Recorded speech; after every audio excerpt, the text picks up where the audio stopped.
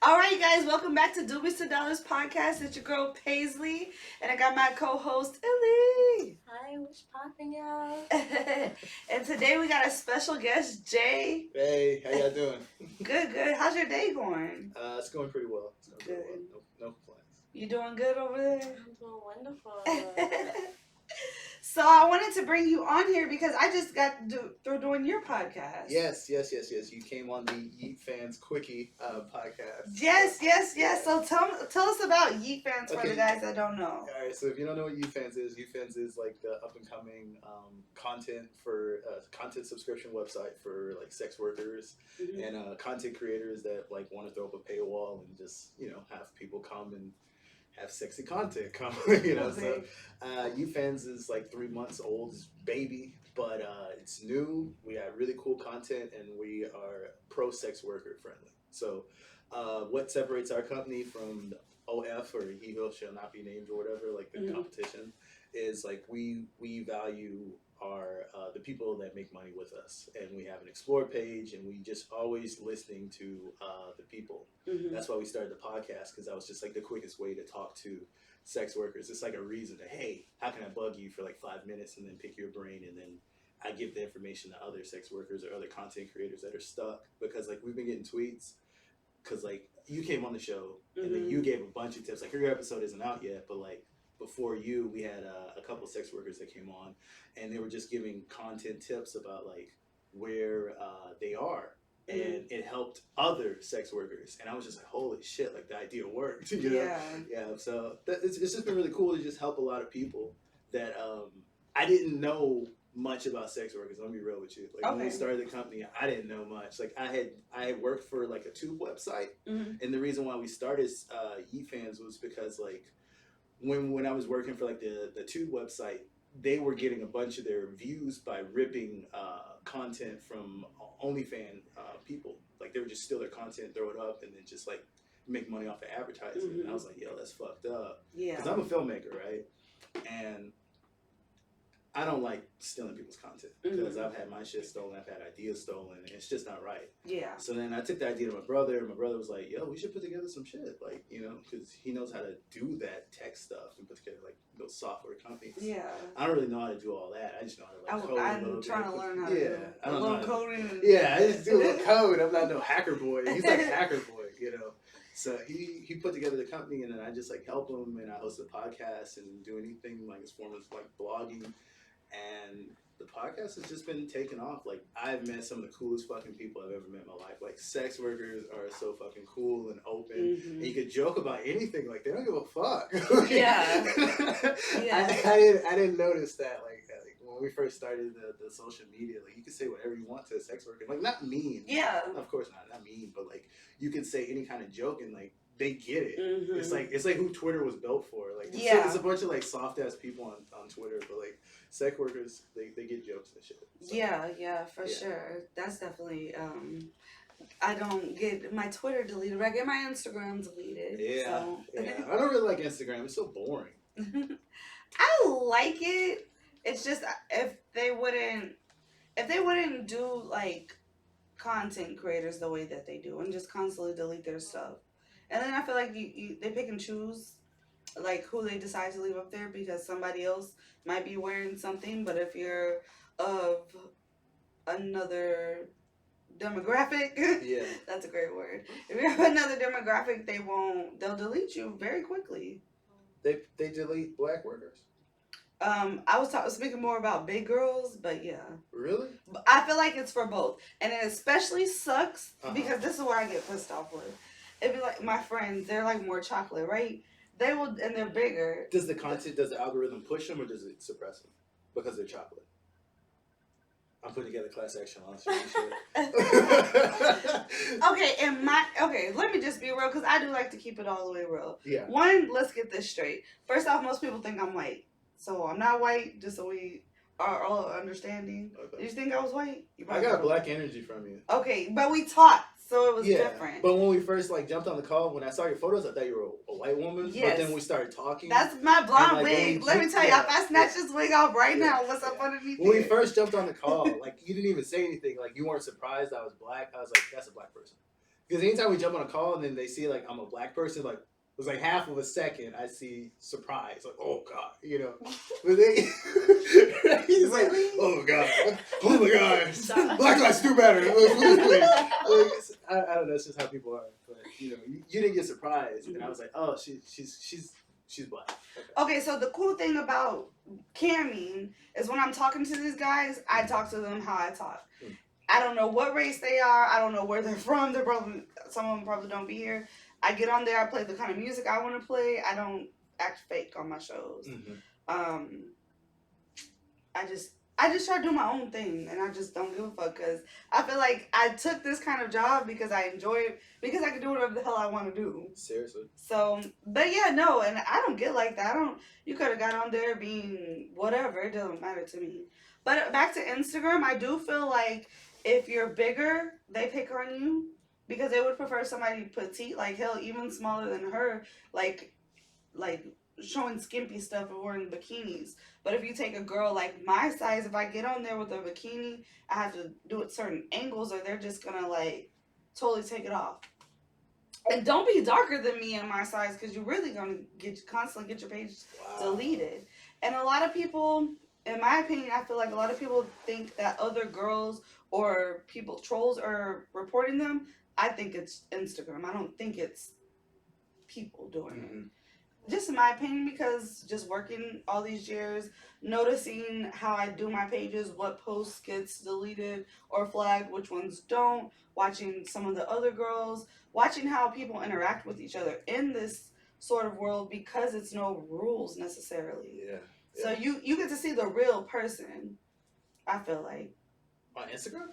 No, I done veered off. It's like the real person on Instagram. Like, okay. Instagram is fake as fuck. So, what are we talking about? No. What are we talking about? I veered off into the industry overall. I started with Instagram. I'm sorry. I was like, Instagram? I started having really? my thoughts just rumble on in my head. But that's how you knew I was listening. That was a test. Yeah. I was paying attention. okay. But yes, so I mean, off that, so how's it going? How are you finding the girls or the sex workers that are wanting to come on? Because I struggle with that. I didn't want to start. My podcast looks like it's a music podcast. If you go on my Instagram, you look like when you look at, because I get a lot of artists, but that's just who says yes. Like I reach out to so many strippers, porn stars, prostitutes, escorts. They don't fuck with me. Yeah, I'll tell you the best way to get people on your show is to get people that you think are out of your fucking league. Like, don't reach for anybody that's at your level. Reach for people that are way fucking bigger than you. I tell you, because like you're gonna get a no from them, but like the person underneath them will say no. We'll say yes. Excuse me. Mm-hmm. Like, okay, so my podcast, right? Like, I haven't even had 5,000 listens, and I've interviewed the co-creator of the Boondocks. Oh, okay. Yeah, I interviewed like Ronnie Barnes. So that's cool. Yeah, which tripped me up. I randomly reached out to him through Facebook message, and the dude said, "Yeah." I was like, "Holy shit," you know. But then like I've tried to reach out to other people, and they've been like, "What's your show about? How many people have you had? Who else? Who else?" And I'm like, motherfucker, nobody even knows your fucking name. Dude. Okay, just talk to me, it's the bro. people. Oh, you made. Oh my gosh, you made such a great point. Yes. Yeah. Just don't be afraid. Like the first. Okay, so I'll take you way back when I started. I started like an online magazine called Faux Society. Okay. And I just started it because like I had a bunch of friends doing music. It's when everybody wanted to be a fucking rapper, and they had like the SoundCloud links. Remember that shit? Everybody was a fucking DJ. Everybody was a rapper. They all had a mixtape and all that shit, right? So I had a lot of friends. They were all rapping, and I was like, "Yo, your music's good. Let me start a website instead of you like having a big complex. Like, let me be a mini complex." And the first ever interview I ever got on the show was a guy named Rasheed Wallace. He's like the you ever watch the show Run's House? All right, yo, remember like when the two daughters started their own shoe company? Yeah. It was like the pastry shoe. Yes. He was the CEO of that company. Oh, okay. Yeah, so he started the company with not Rev Run, but Russell Simmons, and he was like that guy. So he had just left the company, and I just randomly reached out to him on Twitter. It was my first ever interview. I was like, "Yo, it would be dope to interview you," and I just tweeted him, and then he followed me. Within 30 seconds, the motherfucker followed me and then DM'd me. He said, "Yo, I got time today. I'm bored out of my fucking mind. You want to jump on Skype?" I was like, "What?" Yeah. 10 minutes later, I was looking at this motherfucker in his face on Skype. I was like, "Holy shit." Yeah. It's like kids walking around in the background. He's like, yo, so you want to do it now? What you want to talk about? What you want to talk about? And he was like, yo, I'll jump on a call with anybody. He said, I don't know who you're going to be tomorrow. That's what he told me. Okay, yeah, He that's. said, yeah, I don't know who you're going to be tomorrow. He said, I went to your website. You wrote a nice little piece on Tiana Taylor. I wrote like her debut project. It was like Miseducation of Tiana or something. Mm-hmm. And I wrote like a little review about it. He's like, yo, I fuck with Tiana. That's why I jumped on a podcast. That's why I jumped on an interview. But that's my advice to you, is to reach out to people you don't think that you're like ready to get on your show. Yeah. Reach out to Joe Rogan. Okay. Yeah, I agree. That's a good way, and that's the kind of the struggle that I've had. People that I feel like, okay, because I don't mix the worlds, they just think I'm just some random girl that's just starting a podcast that probably doesn't have any following or any of this, and just without knowing that, because I don't want people to come because of that. I want them to come because me. But aren't you that? Yes, but okay. Also, I didn't want them to judge me because of that as well. Fuck them. Period. Fuck them, dude. Fuck them. Like, I'm so sick of people judging people, man. Like, You made a good point, and that's why when I wasn't gonna post on my Dubious Dollars like, oh my gosh, I'm nominated for the Expense Awards, all that cool shit. But I was like, hell no, this shit is cool. I'm about to tell everybody. what was the first thing I said when you told me that shit? What did you tell me? I told you congratulations. Oh yeah. I did. Because that's fucking cool. That is cool. That's like, yo, that means that you're one of the best people that do what you fucking do. You know how hard it is to meet somebody that are good at their fucking job? Whether it's like a sex worker or whatever the fuck. If you got nominated for an award, you're good at it. You're fucking good at it. Yeah. If you're nominated for anything, that means that you stand out from the pack. Yeah. Like, I don't give a fuck if you're the best. I don't give a fuck if you got nominated for fucking Garbage Man of the Year. I'll be like, yo, how the fuck are you delivering your garbage? Like, what is he doing? What is he doing? No, that's a really really good way to look at it. Yeah, you got nominated, dude. Yeah, that's cool as fuck. That's cool as fuck. Like, I'm not gonna shit on that. Like, I was like, yo, that's cool. Like, I was intimidated. I was like, yo, that's cool. Oh yeah. Yeah, but in a good way. Yeah. You're a really good interviewer, by the way. Yeah, thank you. You need to come get on Dubious Dollars. So outside of Yeet Fans, who is Jordan? All right, so Jordan's a screenwriter. I got a lot of stuff in my head, you know, like I can do like a lot of things. I know it sounds like a little like. When's your birthday? November 30th. I knew it. How'd you know it? She about to read my stars. I knew it. Okay, because I'm like that.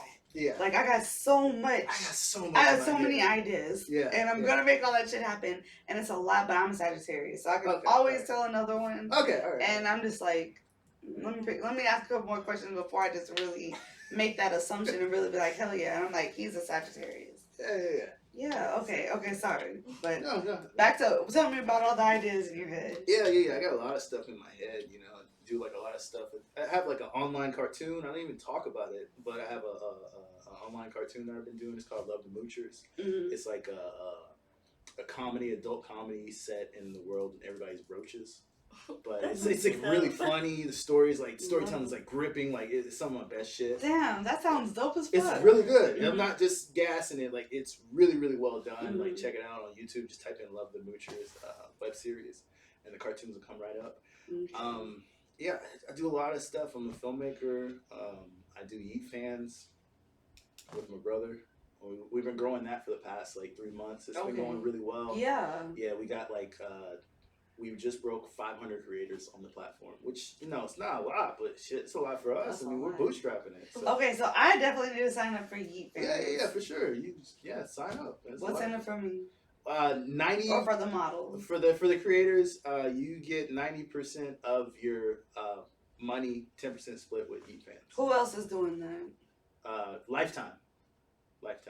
Who else is doing what? Like doing the 90% because they do not want to pay us out. No. We get like 70, maybe 80 is like, man, we're getting 80% of our earnings. Yeah, we're doing 90 for life. If you sign up now, eventually we're gonna have to like change it because my brother was like, we're gonna have to change it. Oh, I'm a He's the definitely business guy. sign I'm like, me we'll up. give it forever. And he's like, okay, chill. We're making promises. Yeah, no, for sure. That sounds dope. So, okay, so I'm a creator. I want to get on there. I Mhm. can. Is it more of a fan site where I post content? They pay the subscription. Do I sell individual videos? Like what No. all? It's the first option you said. Like it's Okay. more of a subscription paywall. Hmm. They pay and then they can see your content. Do I get to pick the price? Yeah. You can pick Okay. your price. You can pick your price. And the cool thing about us is we have like an explore page. Hmm. So it's kind of like Instagram's explore page where you post your content. You can choose what's on there and not. And a lot of our people that are posting on the explore page are getting cross pollination sales.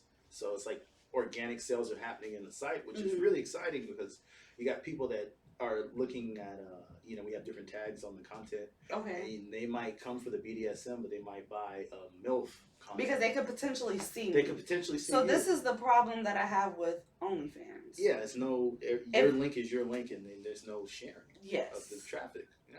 You have to have some sort of way where if I'm looking at it from both standpoints. If I'm the customer and I go on there just because I subscribe to this girl's, I want to subscribe to a few girls. I want to see a few of them. But if I don't have any more options, it's like it's hard to find the girl. That's you don't. so true. So I really like that feature. Yeah, it's really cool. It's really cool. I think the more that the older the website gets, the more content that gets uploaded to it, the more powerful it'll be. It's gonna be a fucking beast. See, I'm excited because I've always wanted to be a part of something that's starting from the beginning. Oh yeah. This is definitely ground floor. It's like Bitcoin when it was like 2 cents. Yes. So I definitely want to get signed up for that. I wanted to wait till I talked to you to find out more about it. Oh, I understand. I understand why people are like leery to join new websites. You know, like I don't even get offended when people are like starting grilling me because I'm like, well, fuck it. That's how they make their money. Like. How often can you cash out, and is there a minimum? The minimum is $20. Okay. Yeah, the minimum is $20, and then you can cash out every day if you wanted to. My brother and I were like sitting down. We're working with these companies, and we're trying to get it so that we can get the creators' credit cards so that they can spend their cash out limit, like whatever they have from the bank. So instead of like waiting. Because I used to drive for Uber, and that's the way it used to be, or that's the way it is. Like, if you make $25 that day, they give you like a card, and then you could potentially spend the money that you made that day. So we're like working the trend. We're talking with a lot of these banking companies, but they're really, really grilling us because it's sex. You know, that's been like the hardest thing with this company. Like, if we didn't sell sex, I mean, why is there such a stigma? Dude, Still, it's 2021. Hard. Like, let's just be real. Yeah. I'll tell you this. Like, we started Yeet Fans, the idea. We started it May last year. Mm-hmm. We've been working on it 9 months, just going back and forth with the fucking banks. That shit is hard. Yeah. I did not know it was gonna take this long, but it just takes forever because between the high risk merchant accounts and I mean, I'm sure you know way more than me, but like, just trying to open up a business in this realm, it's a lot harder than I thought. Like, I was like, tough. Damn, they really go hard in the paint on sex. Yeah, it really sucks that it's still like this. Yeah. Like, I hate it. Yeah. And how people just look at you, like, well, to be honest, are you from Houston? I grew up here. I was born in Palm Desert, California, but I was like raised here. I moved here when I was like 8. Okay. I feel like people out here, they don't even know. I tell them I'm a cam model, and it just goes over their head. Man, I gotta tell you, like, Houston is slow. Houston's like really fucking slow. That's what I noticed about like Houston when I first moved here. Was like, it's like 4 years behind the times. Yeah. Like everything, like. New York would get it first, like Cali would get it first, and then it just has to like go to the middle, and then it hits Texas, and then it's like, and then you go to California, you're like, man, this shit's been here. This shit is open, like In and Out, like that's a prime example. Like In and Out just got here. I'm a Whataburger person myself, but I'm just saying, like In and Out, like it just hit here, and then how long has it been in Cali? Yeah. Yeah, exactly. Like, I felt okay. I'm a Whataburger. That's just because I worked there so many years. But I feel like this. The people that we have to look up to in Houston, as far as like who's doing anything, and the people that they have to look up into in New York and Cali, there's on so much of a bigger level than our big people. So All right, when you say big people, what do you mean? Like you mean like the Houston rappers here? okay, we can stick with rap. All right, let's just stick with rap. I can do that. Okay, so and what I found in this industry is too many people in Houston are fronting. They're fronting about how much money they're actually having. Yeah. They're fronting about they're acting too good to do an interview, but like your car, like you can't be, and it's no put down. Mm-hmm. Like I stay in a 2 bedroom 1 bath apartment, so it is no put down to nobody. But at the same time, you can't act like you're just. I say this about like Houston like rap. It's just like when I used to be going to all the concerts and shit. Like the artists in Houston, it's like if they take over Texas, They feel themselves too quickly. That's what I'm saying. Yeah, 100%. I agree. It's like if they take over Texas, they feel like they've like won. I'm like, dude, you gotta take over the U.S. You have to fucking leave Houston. You have to fucking leave Dallas or wherever the fuck you're from. Yeah. Like, you think just because you're the man in Houston, that means anything? Yeah. It doesn't mean shit. Yeah. You just conquered one city. Like, okay, conquer your state. Okay, conquer the fucking U.S. Okay, conquer the world. Yeah. But then, like, you see, like, a lot of Houston. I think the only artist I've seen from Houston really go global is, like, Travis Scott. And he doesn't really, like, he claims Houston, but, like, but he doesn't, like, I never really saw him in the Houston scene. Yeah, Megan. Megan. She was in the Houston scene, like. Yeah, she was in the Houston scene, 100%. She was in the Houston scene. She's dominated. Yeah, exactly. Yeah. Yeah, she's dominated. She still has a Houston flow. Yeah. Mm-hmm. She has like a Houston flow to her style. But in general, like, you see like the same Houston artists and they just like stay in Texas. Yeah. They never tour. But I think it's because. Is it because they can't sell outside the Texas? They can't sell outside the market or what? Could be. I feel like Houston is so stuck on Houston culture, but like it's really like people do fuck with Houston and they like it, but that's not all they want to hear. Mm-hmm. So I feel like a lot of the rappers, they just want to rap about the same stuff in Houston. Oh, my slab this and we chopped and screwed this, and I love our culture and I love that. I'm with you. But you can't just be stuck there. Yeah, like I think the only person that like flipped it and took Houston culture to the max was like A$AP Rocky. Yeah. Yeah, when he first came out, he was rapping nothing about lean. He rapped everything. He sounded like a fucking Houston rapper. He did. He sounded like a Houston rapper, and then he just like came to Houston. He came to Warehouse Live, sold it out, fucking dominated and shit. But like, yeah, I mean, he's from New York. Yeah. He's not even from here, and then he's still a superstar. But I'm just saying. But yeah, you're right. Kind of like one-trick ponies, I guess. But I think they all feel themselves. And then, okay, so I had this other rapper. Maybe you shouldn't interview rappers. That's who responds to me. Really? Yes. I reach out to everyone. Who is your dream person that you want to interview? I mean, other than me. Okay, so let's talk about my manifestation goals. Let's do it. Italy, who do I want to manifest here? I always talk about them. Who was I just talking about? Oh, you was talking about three. Kanye West. Duh. All right, Kanye West. Who else? Elon Musk. Oh, yeah, and Engineer. No, but that was something. That was another category. But I would love to have her because I love how she's cool. She gives off energy. But like, if I could have anybody on my show, they're like, who the hell do you want right now? And I could just go like that. It would be Elon or Kanye. I love Kanye's thinking. I love Kanye. I'm sorry if you're not a Kanye fan, but I love Kanye. But like, man, he's so smart to me. Like, I think like him. Like when he goes off on his tangents, I feel the fuck out of him. Yeah. Like I really do. Like it's like something inside of it speaks to me. It's just the supreme belief in yourself, and you don't see that. Mm-hmm. People like lead with like self, like they neg themselves, and they think that shit is cute.